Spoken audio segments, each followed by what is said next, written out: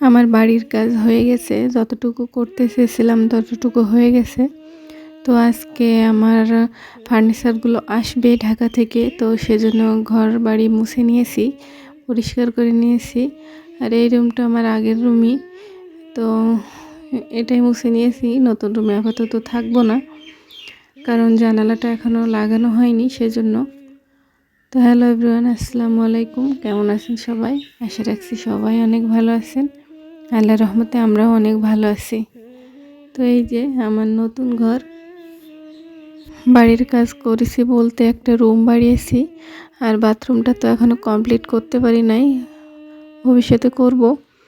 তো এই তো, আর ডাইনিংটা একটু বড় করেছি, আর রান্নাঘর তো এখনও করি নাই, সেজন্য এখানেই রান্নাঘরের সিস্টেমটা করলাম, যাতে করে আমি আমার প্রয়োজনীয় কিছু কাজ করতে পারি ওই জায়গায়। তো এই তো, আর আমার শাশুড়ি রান্নাঘর তো আছে, সেখানেই কাজ করব, রান্না করব। ফার্নিচারগুলো তো চলে এসেছে, এখনও ঠিকঠাক গুছাইতে পারি নাই। তো আস্তে আস্তে করব, বেশি চাপ নেব না, আস্তে আস্তে করব। তো এই তো, সব কিছু গুছাইতে হবে।